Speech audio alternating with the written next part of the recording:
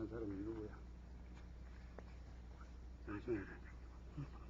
그 다음에 야당이 결정한 거야? 공동이네.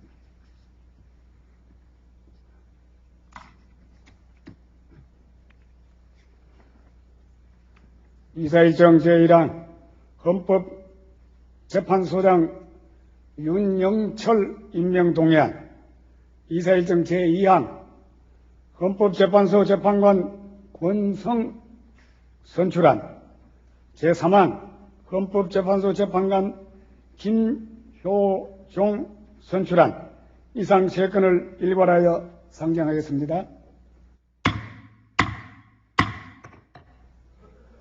헌법재판소장 임명동의안은 헌법 제111조 제4항의 규정에 의하여 헌법재판소장의 윤영철을 임명하기 위해 8월 25일 대통령으로부터 국회에 동의를 요청해 온 것이며, 두 건의 헌법재판소 재판관 선출안은 헌법 제11조 제3항의 규정에 의하여 헌법재판소 재판관으로 권성, 김효종 이 두 분을 선출하고자 의장이 각 교섭단체 대표위원과 협의하여 오늘 선출안을 제출한 것입니다.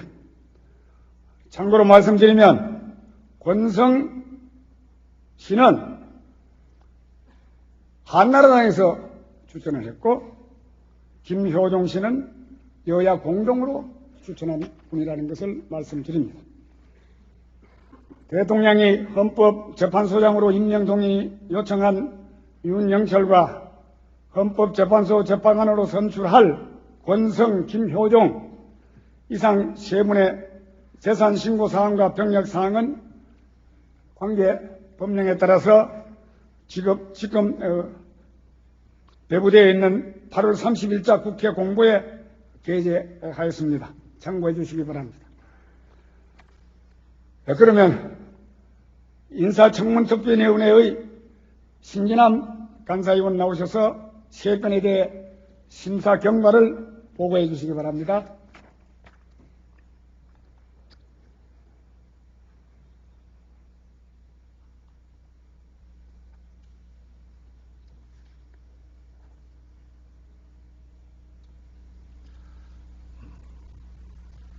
인사청문특별위원회 신기남 의원입니다. 지금으로부터 헌법재판소장 윤영철 임명동의안, 헌법재판소 재판관 권성 선출안, 헌법재판소 재판관 김효종 선출안에 대한 인사청문특별위원회의 심사 결과를 보고드리겠습니다. 먼저 인사청문특별위원회의 구성 등에 대해서 보고드리겠습니다. 우리 위원회는 2000년 8월 25일 대통령으로부터 헌법재판소장 윤영철 임명동의안이 국회에 제출되고, 같은 날 국회의장으로부터 헌법재판소 재판관 권성 선출안과 헌법재판소 재판관 김효종 선출안이 제안됨에 따라 국회법 제46조의 3, 인사청문회법 제3조의 규정에 의하여 구성되었습니다. 그리고 동일자로 의장으로부터 한나라당 6인, 새천년민주당 6인, 자유민주연합 1인, 총 13인의 위원이 선임되어 왔으며, 2000년 8월 26일 헌법재판소장 임명동의안 및 헌법재판소 재판관 2인의 선출안이 우리 인사청문특별위원회에 각각 회부되어 왔습니다. 다음으로 인사청문특별위원회의 활동 경과를 보고드리겠습니다. 인사청문회법 제4조 제1항은 임명동의안 등에 대한 심사 방법을 공직 후보자에 대하여 인사청문회를 실시하는 것으로 규정하고 있습니다.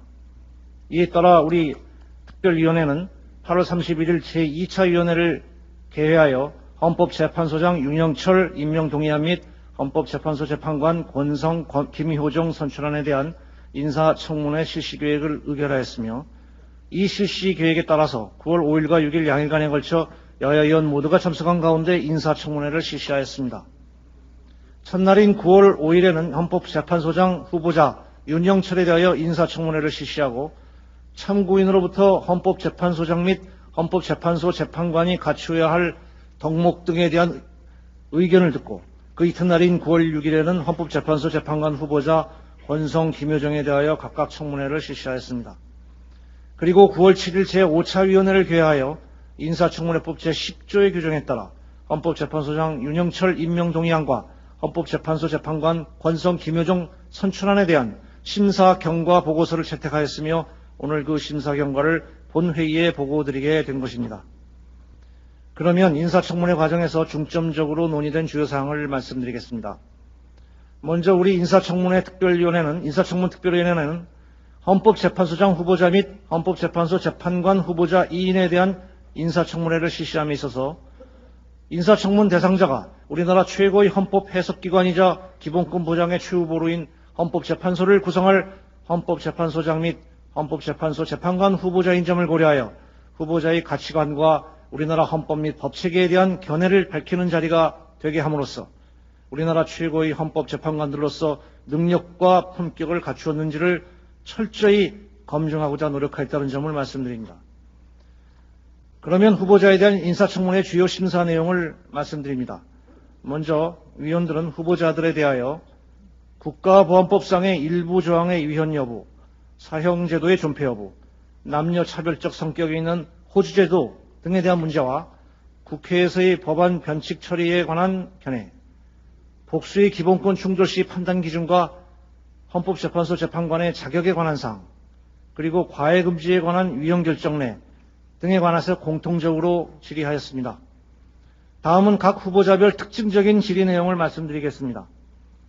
윤영철 헌법재판소장 후보자에 대하여는 개업 변호사로서 삼성전자 상임법률 고문을 겸직한 것과 이것이 앞으로 헌법재판소장으로 직무를 수행하는 데 미칠 수 있는 영향 등에 대한 문제점과 헌법재판소장으로서 헌법재판소와 대법원 간의 일부 사안에 대하여 갈등이 빚어지고 있는 것에 대한 입장, 그리고 향후 헌법재판소의 전문성 제고를 위한 방안 등에 관하여 질의 답변이 있었습니다. 권성 헌법재판소 재판관 후보자에 대하여는 12.12 사건 관련 재판 등 후보자가 과거에 담당했던 재판에 대한 사항과 97년 대선에 지음하여 특정 후보 지지 발언을 한 것과 관련된 사항, 그리고 이완용 증손자의 토지소송 사건 등에 관하여 질의와 답변을 행하였습니다. 마지막으로 김효종 헌법재판소 재판관 후보자에 대하여는 환경과 개발이 충돌할 경우에 판단 기준, 국적법이 남녀평등 사상에 위배된다고 하는 이유로 위헌 심판 제청을 한 것과 관련된 사항, 후보자의 재산 공개 서류와 관련하여 부친 재산의 공개를 거부한 경위 이런 데 대한 질의 답변이 있었습니다. 그리고 이번 인사청문회에 참고인으로 출석한 정종섭 서울대 교수로부터 헌법재판소장 및 재판관 후보자에 대한 바람직한 인사청문 절차와 헌법재판소 재판관이 갖추어야 할 덕목 등에 대한 의견을 청취하였습니다. 마지막으로 이틀간의 인사청문회를 통하여 인사청문회 제도 자체의 개선 등이 필요하다고 생각되어 몇 가지 건의사항을 포함시켰습니다. 헌법재판소 재판관 후보자의 경우 대통령이 직접 임명하거나 대법원장이 지명하는 자는 인사청문회 등 검증 절차가 흠결되어 있으므로 이에 보완 개선을 위한 노력이 필요하다는 점과 증인 출석 요구서는 늦어도 출석 요구일 5일 전에 송달되어야 한다는 규정 때문에 사정 변경 내지는 새로운 증거의 출현으로 추가적인 증인 채택 필요가 있을 때에도 이를 적절히 반영하지 못하는 점을 감안하여 특별한 사정이 있는 경우 증인 채택에 탄력성 있게 대응할 수 있도록 5일 전 송달 조항을 배제하는 등 보완이 필요하다는 점, 그리고 청문회는 10일간의 준비 기간을 거쳐 2일 이내에 실시할 수 있도록 되어 있는데 임명동의안 등의 충분한 심사를 위하여 준비 기간 등을 연장할 수 있도록 인사청문회법의 개정이 검토되어야 한다는 점 등을 건의하였습니다. 이상으로 인사청문특별위원회가 헌법재판소장 임명동의안 및 헌법재판소 재판관 선출안 2건에 대한 심사를 위하여 실시한 인사청문회의 심사 경과를 보고드렸습니다. 각 후보자별 청문회 활동 내용에 대한 보다 자세한 내용은 배부해 드린 유인물을 참고해 주시기 바라고 우리 특별위원회에서 제출한 심사 경과 보고서를 검토하시어 헌법재판소장 윤영철의 임명동의안과 헌법재판소 재판관 권성 김효종의 선출안을 처리하여 주시기 바랍니다. 감사합니다.